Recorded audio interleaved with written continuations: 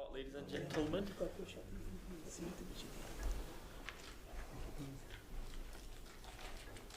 Are we okay, yeah? Good evening, ladies and gentlemen, and welcome to tonight's Development and Management Committee meeting. My name is Councillor Mohammed Annan, and I'll be chairing tonight's meeting. Before we do begin, we'll just quickly introduce everyone on the table.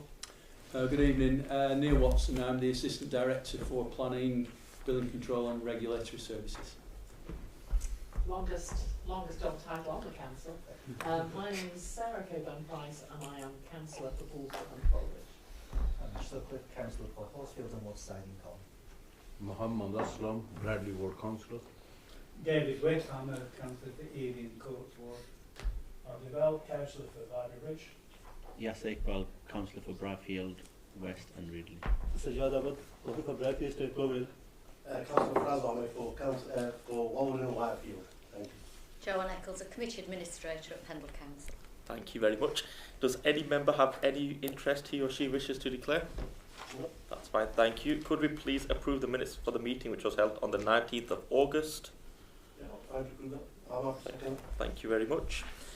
Planning applications. First planning application is 25/0245/FUL. Erection of a detached annex within the rear garden curtilage at 269 Barker House Road, Nelson. We don't have no speakers or councillors. Anyone like to start? Councillor Whip. Thank you, Chairman. According to the update, the applicant agent has contacted the council to discuss a possible alternative design, although no plans have been received. In the circumstances, could I propose that this application be deferred in order for the applicant to submit amended plans? Did the discussion took place about that at all? Sorry, through you, Chairman. Yes, I've had several I've set exchanges, with friendly exchanges, not with the agent, just exploring different options, but the plans that we did discuss haven't come through, Chairman. Councillor, yes. Thank you. Neil, when was that last contact? Was that recent? With 3 or 4 or 5 days ago. It's okay. within the last week week, so yeah. So it's not today, was it? I was Wasn't thinking it was today, today, no. then we haven't. Right, okay. And so you think that given the conversations you've had, there might be some scope to negotiate with the architect or the planner?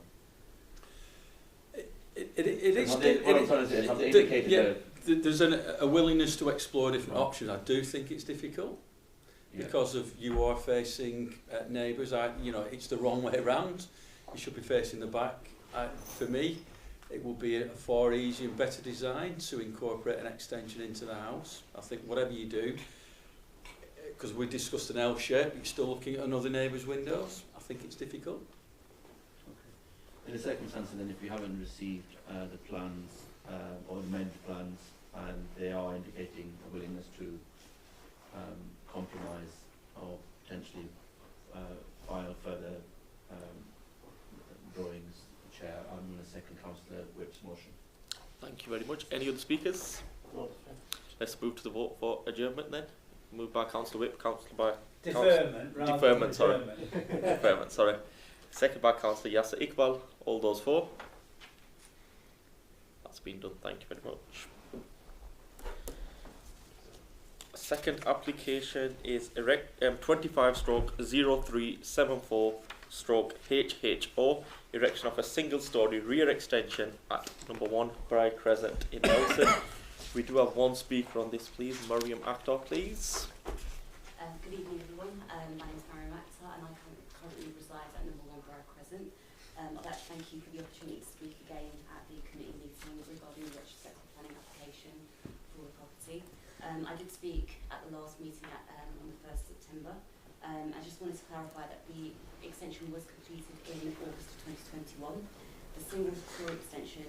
Can you speak louder, please? Sorry. Speak louder. So the single-storey extension is in comparison to other extensions that are built all across Borough Crescent.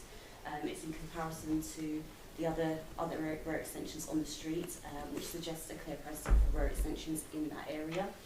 The extension is consistent in scale with the others on the street, and it's in terms of the single-storey borough extension, it is in character with the other properties on Borough Crescent. The materials and the finishes are described as contemporary and suitable, and they maintain a visual relationship with the host building and the surrounding neighbourhood as well. And the extension does provide a functional modern kitchen space that would house a family as myself or anyone else that does plan to move into that property as well in the future. In terms of the extension itself, it is in scale, in massing a site with site in mind, and complies with the design specifications of the SPD. In terms of the actual property itself, I did mention in the last meeting that I'm currently residing in the property. I didn't have any involvement in the actual build of the extension, but I'm doing everything in my ability to try to rectify anything that has been caused in the past.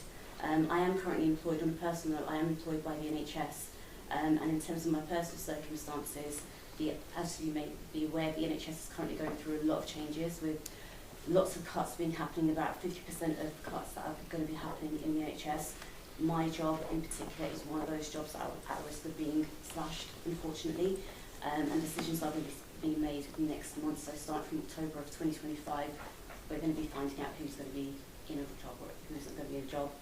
Being the sole financial provider for my widowed mother and my daughter, there's a lot of uncertainty around my employment at the moment, which is also considerably stressful at the moment.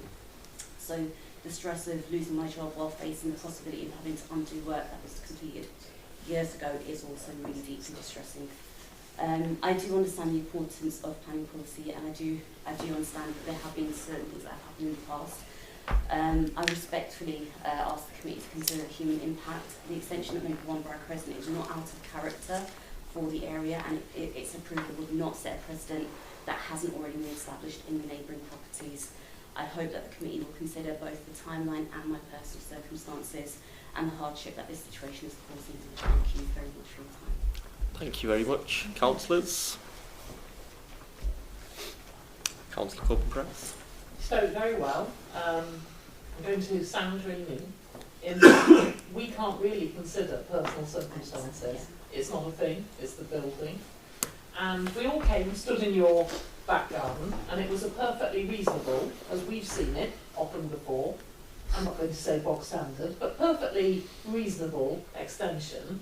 But we have the rules, and it's not a standalone thing, it's as it relates, not to you, but as it relates to your next door neighbour. And so it very clearly says in our report here that cumulative projection results in an overbearing relationship to the rear-facing dining room / kitchen window of Number 3. So it's that relationship, it's that sole relationship as far as I can see.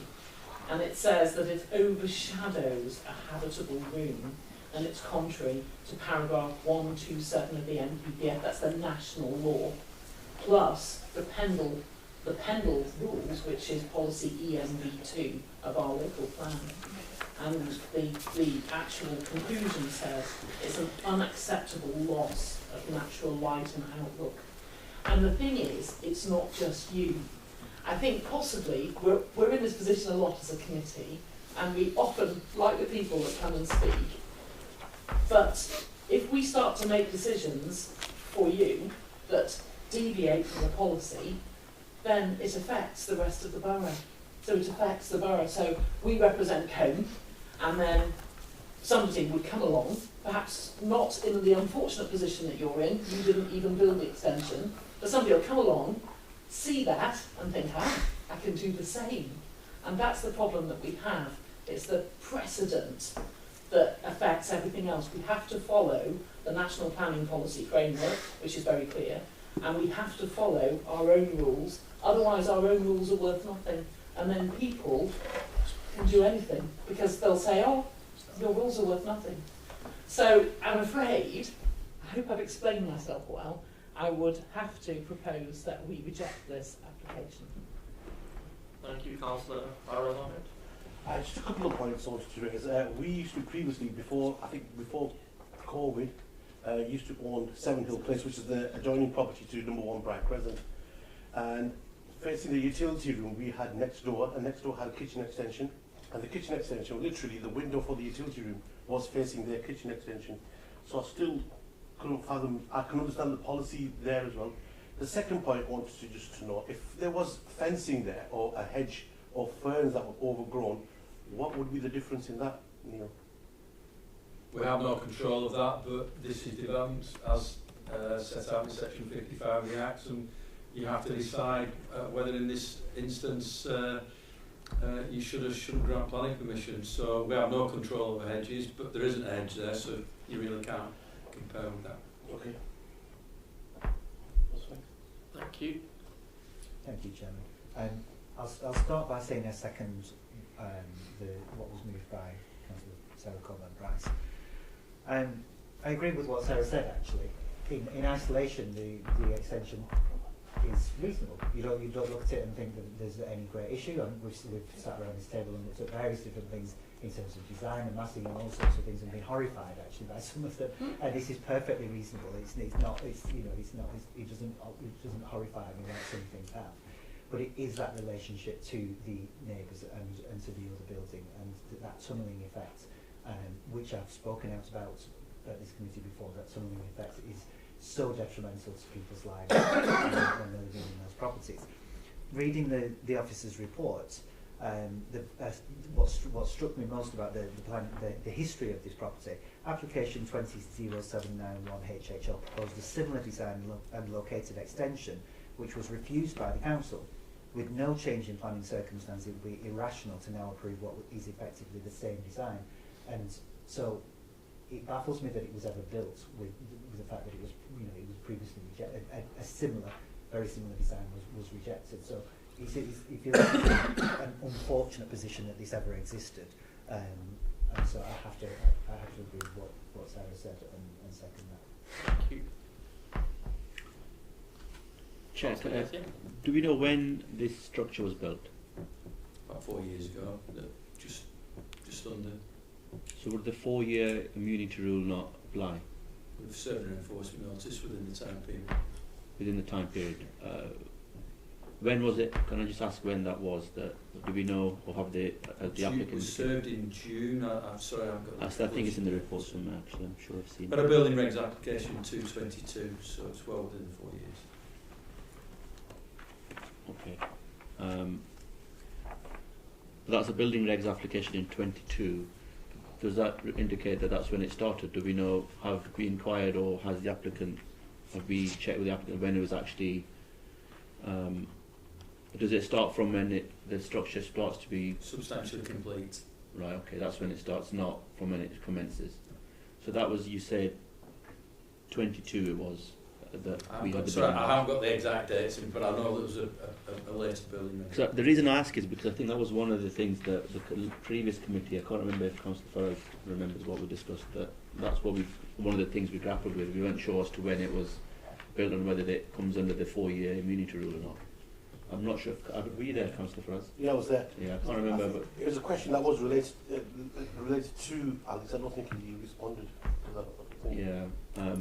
So I think obviously that would be if we know when it was substantially built, that it would come under that 4-year immunity rule. As far as I'm aware, and our solicitor and the enforcement officer, the enforcement notice was served well within the 4 years. Okay. And I know you were checking Google Maps, might be for something else, Google Earth. Was that for something else? There's a query around when the conservatory adjacent was, when there was an extension there, but it shows it was there in 2020. Conservatory for the adjoining property? Yeah, that's right. Oh, okay. Yeah. So not, okay. Not this one. Yeah, because for me, Chair, I'll let someone else speak and I might have to just look at something.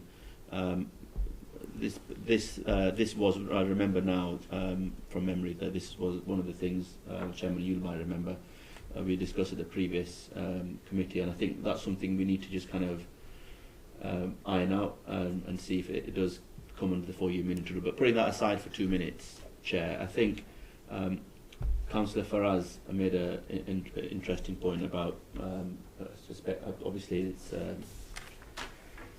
hypothetical, but if there was a fence or hedge, I accept there's nothing there, but it's a similar, the context, Chairman, is the same, and the overall effect is the same, i.e. the overburdening feature of it. And I think the applicant, the speaker said about other extensions on that Briar Crescent. I know there are, I'm not being to the site visit today, unfortunately couldn't make it, but having walked across there, I know that there are large gardens, and we've been to the area when we were at the cemetery. If you remember, that was one of the things that Briar Crescent residents, they were concerned about how close it was going to potentially be, and we looked at the site and we made sure that, and I was quite surprised at how long the gardens are, and secondly, when you look, it seems to be other extensions. Is that something that will be factored into account, or we can look at? Chairman, you're in, as an authority, a rather difficult situation, because you have an objector to this. Yeah. There's been a previous decision refusing, so you'd have to articulate reasons why you would go against a previous decision with exactly the same policy base. So an extension which is identical in length and an impact on neighbour has been refused. As this council has said, that's unacceptable. So to go against that, you'd have to find some planning policy basis or change in circumstances which would allow the council, because it's not this committee, it's the council who makes a decision, to say what has changed. If not, you're walking straight into a maladministration process. Because if I was a neighbour, I'd go and say, well, this council's maladministered. What is the difference? That's the issue you've got. If it was a fresh application, you could take other things into consideration, perhaps weight them differently, but how do you do that when there's an identical application in terms of impact on neighbours being refused by this council? That's the difficulty you've got. One other point, Chairman, in respect of, I think there's something in the report, I'm just trying to find it. I think it mentioned something about this being potentially coming under the larger home extension prior approval, but because there was, if that was a application of the prior approval scheme, that it would be allowed had it not been for an objector, and obviously there is an objector to come back to the committee. Is that correct, Neil?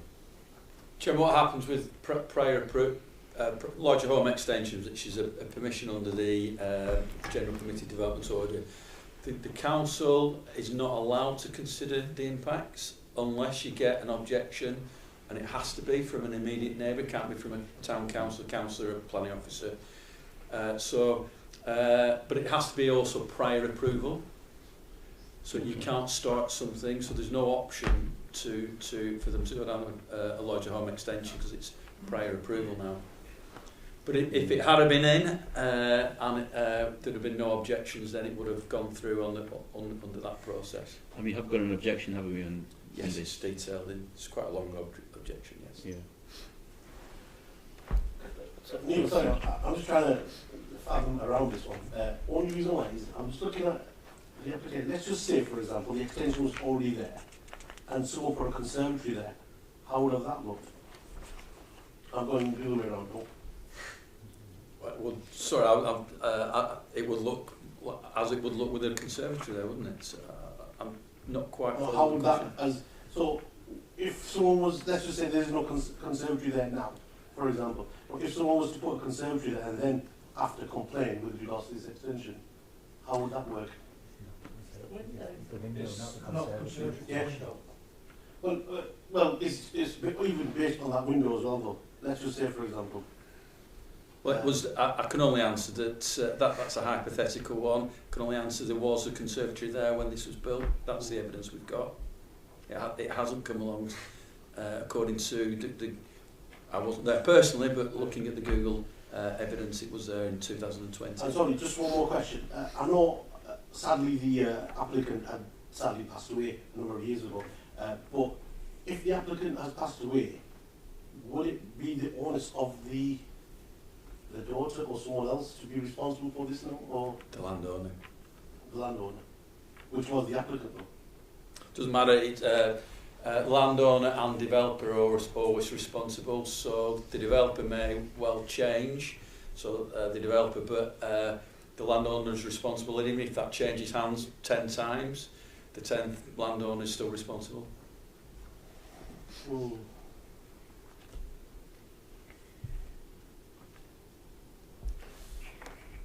John, there is another way of looking at this or dealing with this. There clearly is a right of appeal. I'm not suggesting you, but this is an option. Right of appeal.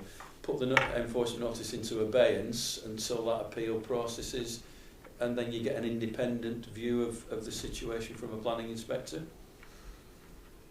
And it allows the applicant then to run an argument. We don't, because it's a householder appeal, we don't get to put a statement in, but the householder can put a full statement in, and then you get an independent view of the planning merits of it. I think. Sorry. Councillor Bill, yeah. Yeah, thanks very much. I can say what some of the councillors are actually looking at, and I understand where it's come from as well. Now, I did ask the question earlier, if this had been built smaller, would it come under the permitted, which it would have been. But because of the length of it, because it takes out the light of, I won't say, it basically is an adjoining window onto the gable, well, the side wall of the new extension. That is the big building block. As you can see by the picture on the screen there, it's not the conservatory, it's the window that goes into the main building. That is what's been affected at the moment. If it had been permitted design, i.e. somebody said, okay, we'll take a metre off the building, would that have been, would that have been allowable then, or would it be allowable now as a enforcement rather than a whole thing to be taken down? Generally, there's a principle in planning that you don't over-enforce, so the enforcement notice would just requires either removal or take it down to the size allowed under permitted development rights. Right. Just for clarification for myself while we're here, I mean, I agree with Councillor Sarah and Councillor Ash that there is an issue. I always go down that route, but if it was permissible, and they were to look at that and revisit it and say to yourselves, I think that would be an option as well. Is that it, Councillor Bell? Sorry, yeah. Yeah, sorry. Yeah. Councillor Whip. Could I ask what Councillor Bell has referred to a permitted development? So, what length of extension would be permitted? Is that 3 metres? 3 metres. Okay. I'm sorry. Was this 4? Yeah. 4. Yeah. Approximately 4. Yeah. In that case, my view is that this ought to be refused.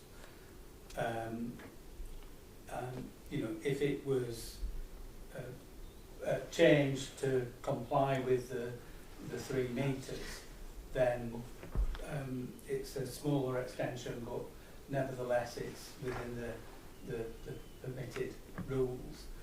I think the key issue here is the fact that there has been a previous decision, there has been a previous refusal, and the risk to the council is that a maladministration case could cost council taxpayers a very significant amount of money if we go against that previous decision of this council without any justification. And I think there is an alternative course available to the occupier, the applicant, in terms of making the extension comply with what would be permitted, and I think that's, in the circumstances, the most reasonable course of action. As Mr Watson points out, there is a right of appeal, if a government planning inspector came to a different view, then I think that would obviate any maladministration charges that could be levelled against us. And given the circumstances, I really can't see that there's any reasonable option for approving what has been built. So I will be voting in favour of refusal for the ground set out. Thank you. Councillor Yasser? Sorry, Oh, yeah. Councillor Barrows, do you want to come? Yeah, the thing is, it's just, I was going to ask the question with regards to the permitted development as well, but obviously if you're just going to, for the sake of 1 metre, I know you mentioned the 3 metres, it would have obviously been, you know, we would have been more comfortable with that 3 metre rule, but even with that 3 metres and that 1 metre, what 1 metre is going to make a difference to that little, I can't seem to understand, because they're still in the same situation, in the same circumstance, considering their meters just literally over here.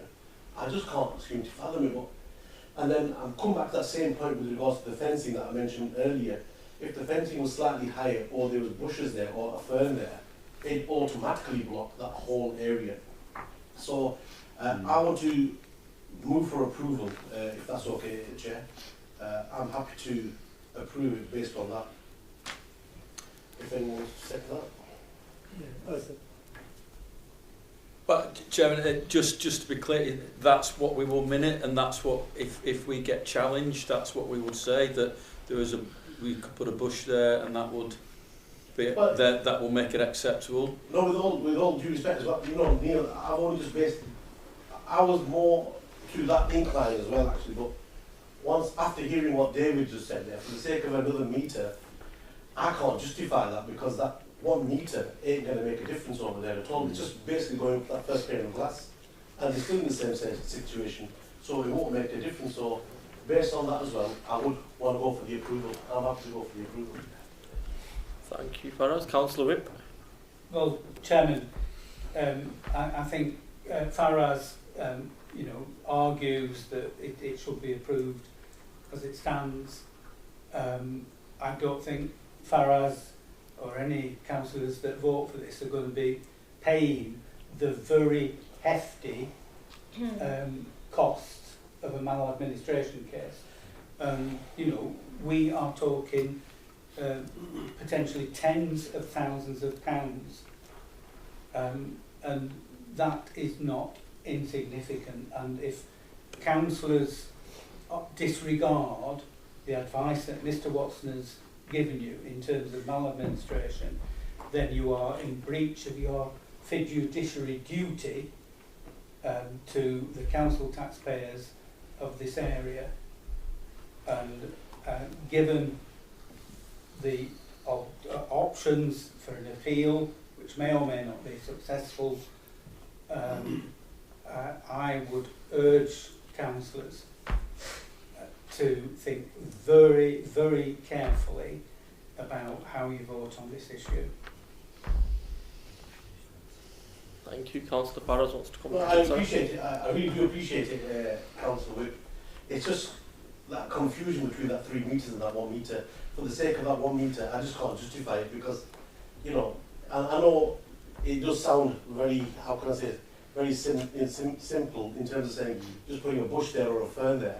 Because many houses these days, you know, I live opposite a vicarage, and the trees are just like the size of Mount Everest, and I can't do nothing about it. But if someone was to put a building there, you know, it's the same kind of scenario in a sense. But, you know, even looking at this little simple thing here, if that fence was going across there, there'd be the argument of them looking overlooking someone's garden because of the conservatory being there. So, you know, I'm struggling there, so I'm still sticking to my guns on the approval.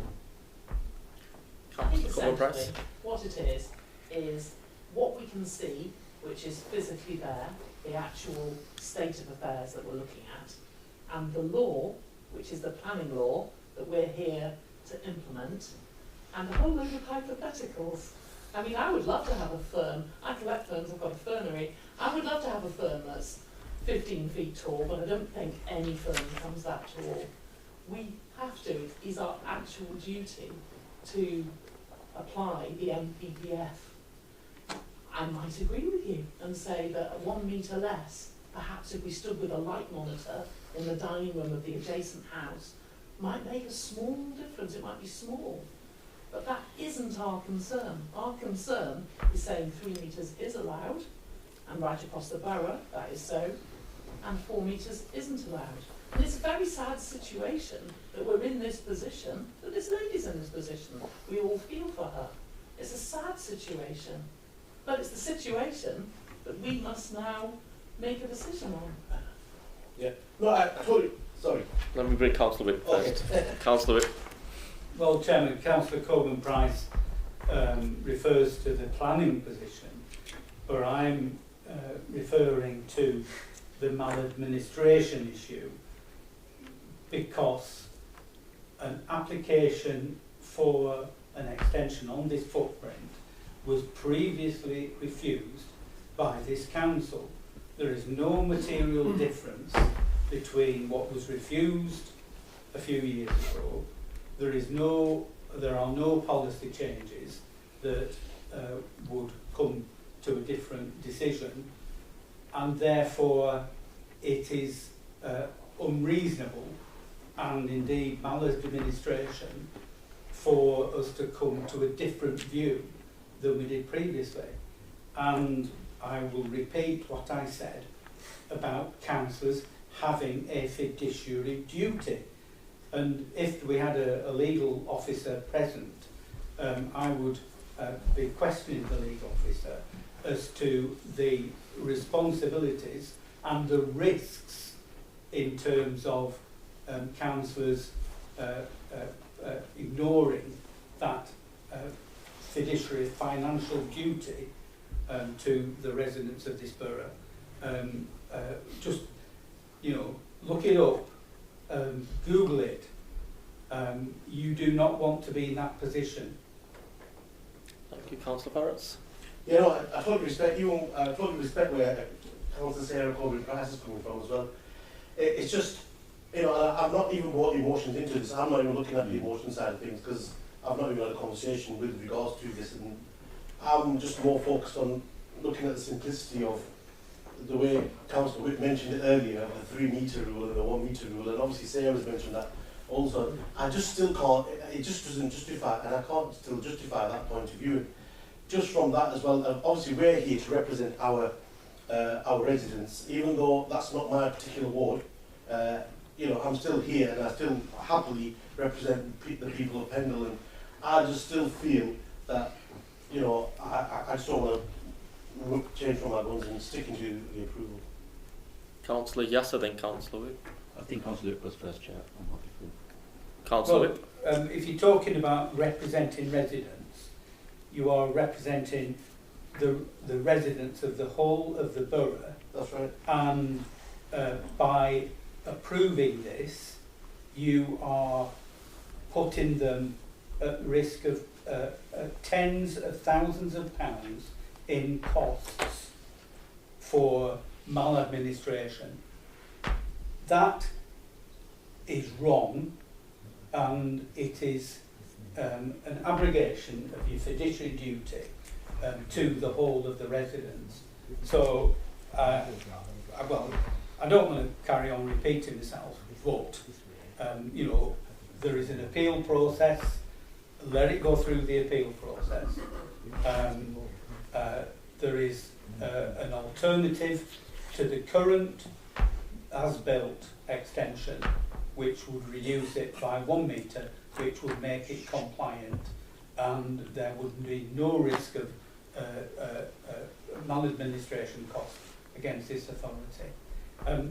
I will ask Mr. Watson, he's not able to give us legal advice, but Mr. Watson, in neighbouring authorities, what have been the costs when maladministration has been found for this very similar circumstances? The only similar thing I can refer to is in Bolton, where they ignored their design policies, and 2 applications cost them £250,000. So we're not talking potentially tens of thousands, we're potentially talking about hundreds of thousands. Have that on your conscience. Councillor Yasser. Thank you, Chair. Chair, obviously, this is one of these difficult ones, and I hear what Councillor Faraz has said, and I think he's repeated it a number of times. But I look at page 11 of the report, which sets down the reasons for refusal. And it says this: and taking into account the neighbouring property's existing rear extension, the development results in a harmful overbearing effect to a ground floor habitable room window. This causes an unacceptable loss of natural light and outlook to the detriment of the residential amenity, and is contrary to paragraph, and goes on to the NPPF. And I think Councillor Faraz will correct me if I'm wrong. Just paraphrase perhaps what he was trying to say was that if it's the difference between the 4 metre that we have or the 3 metre that would be allowed, that what would be the substantial difference between the 3 metre and the 4 metre in the overbearing effect, for example, or unacceptable loss of natural light. And I think you mentioned the bush point, but I suspect that was the key point that Councillor Faraz was making in terms of what difference a 3 metre would have.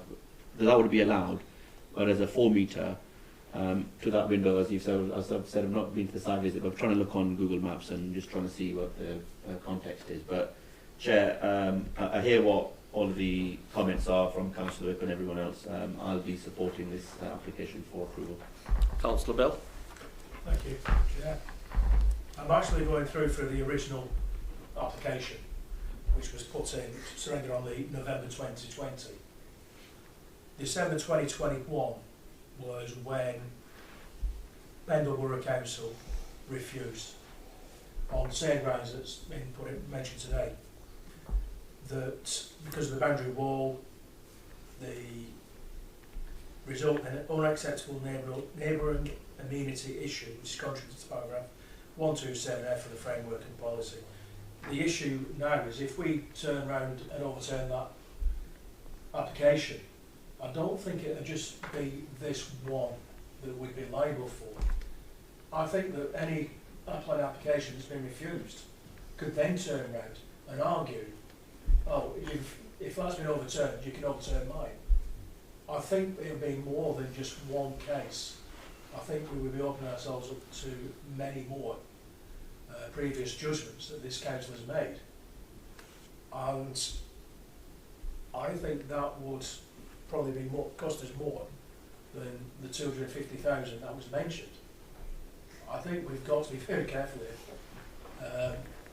If it's been refused once, and it's been refused again, or it's come up again, there has been no changes. And as I said, if we get a maladministration charge, it's going to open us up across the whole borough.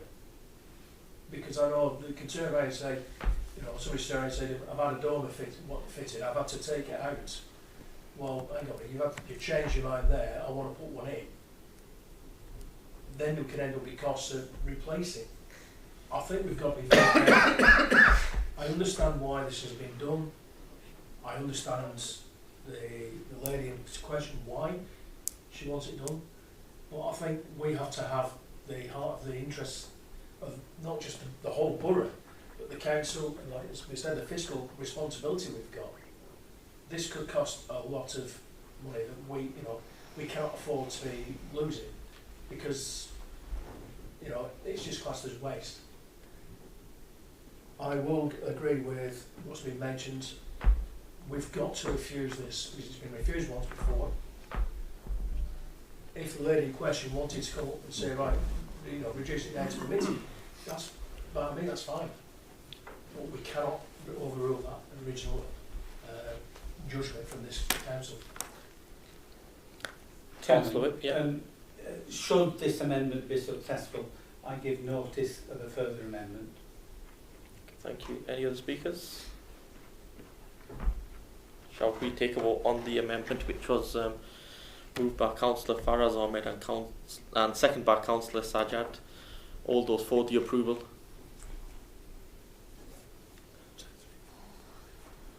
All those against?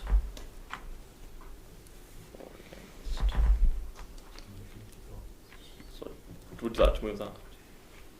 Okay, so the result of that vote was? 5 for and 4 against. Okay. My further amendment is that this application be deferred to seek legal advice in terms of the potential maladministration case that will be brought against us. I move. It's moved and you need a second. So I'm quite happy to second that Well, motion. Speak. vote on that Yeah. motion. Into the speakers on that motion before we move to the vote. Nope. The motion which was moved by Councillor Whip and councilled by Councillor Bell. All those for? All those against? So then that's been approved. I'm off.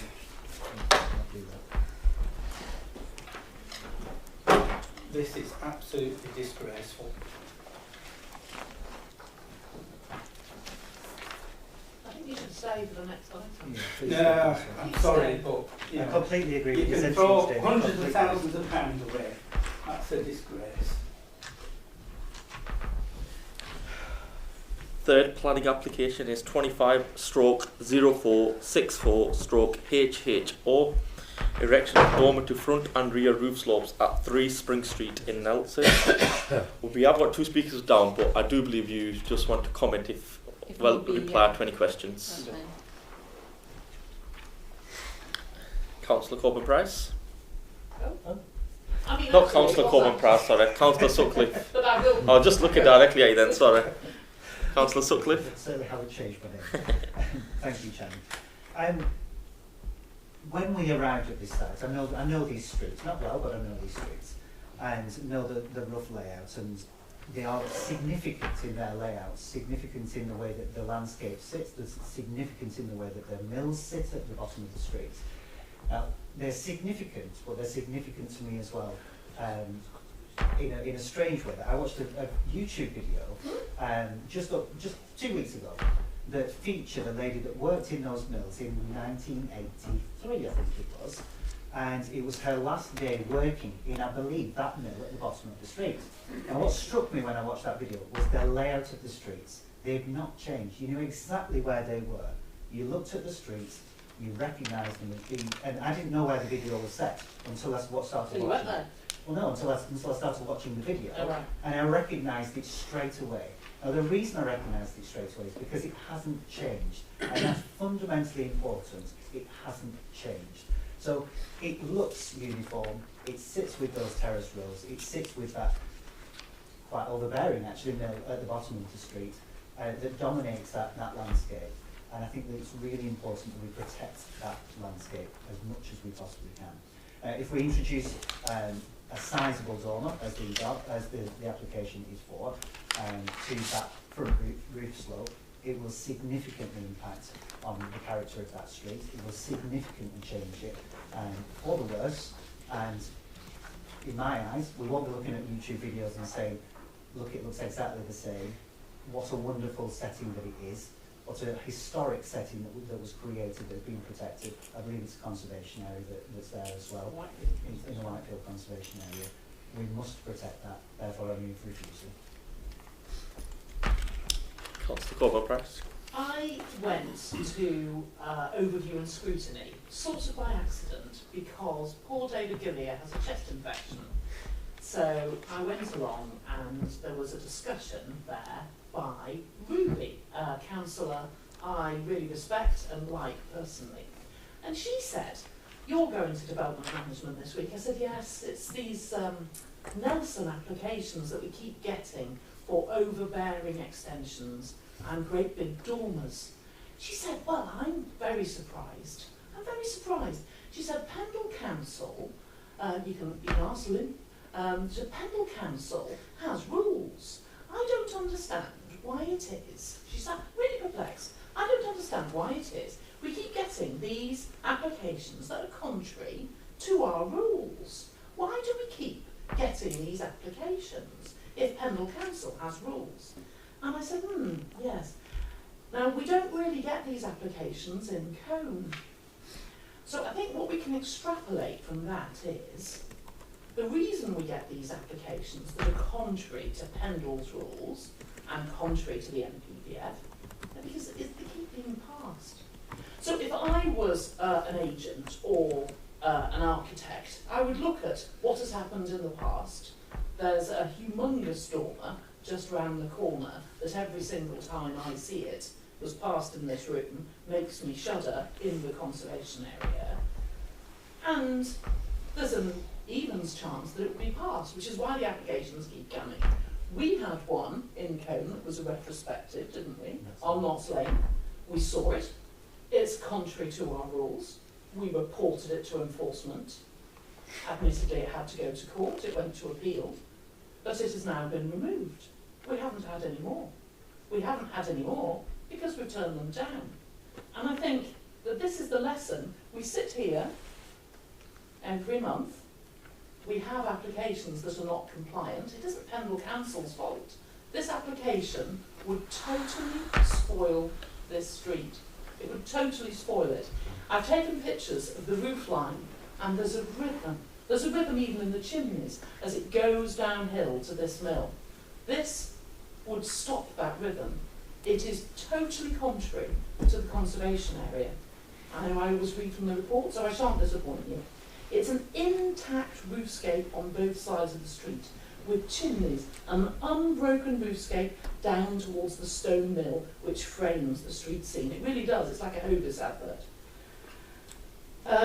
The uniform pattern of development is one of the essential characteristics and importance of this conservation area. The erection of this dormer, and let's be honest too, is poor design in this location. It does not reflect any design character in the street scene. I would say, my emphasis, in the conservation area. And then the officer's written, and would look ugly, and very poorly designed element. It would significantly impact on the qualities of the conservation area. I'm the author doesn't banging the drum for Nelson. There are beauties in Nelson. It needs to be understood. And that define its significance with its intact, uniform appearance in an intact streetscape. So that's just what Ash has been saying. Something that's been there for 150 years since Victorian times. Nobody's changed it. That's the joy of it. That's the beauty of it.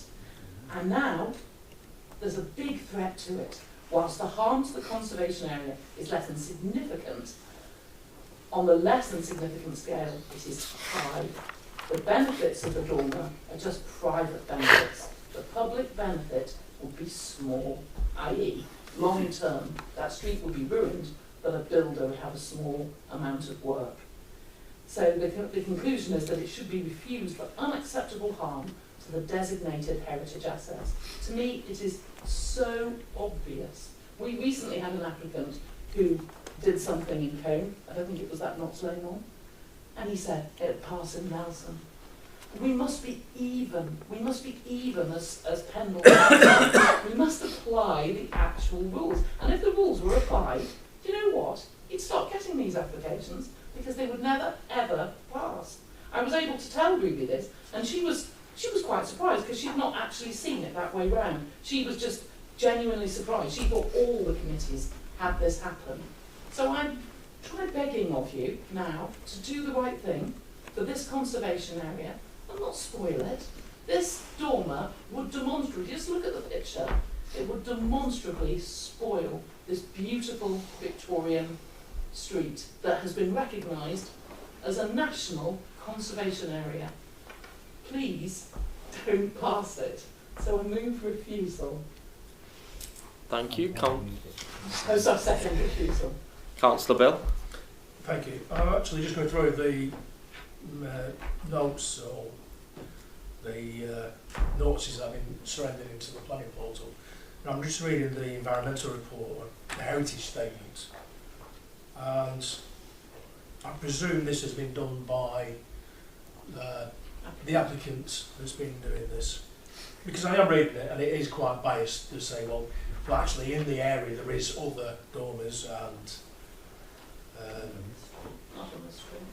not on that street, that's what I was going to say. When we turned up, you could look down and it's uniform down the street, and it does state on here on there.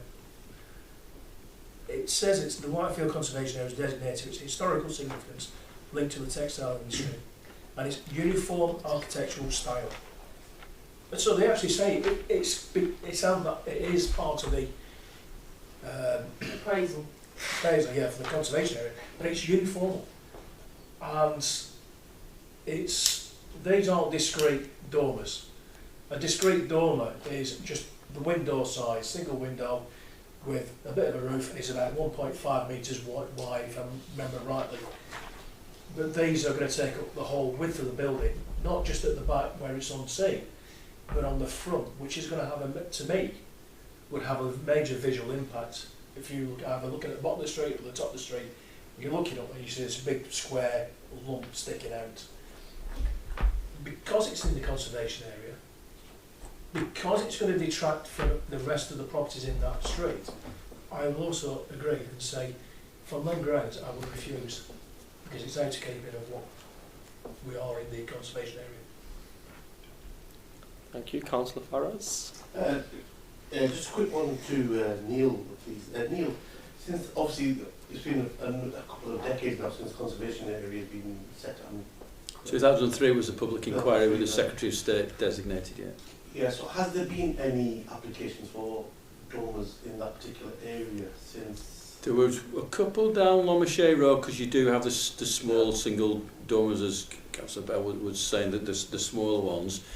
There was one near the school, but most of the dormers are outside the conservation area.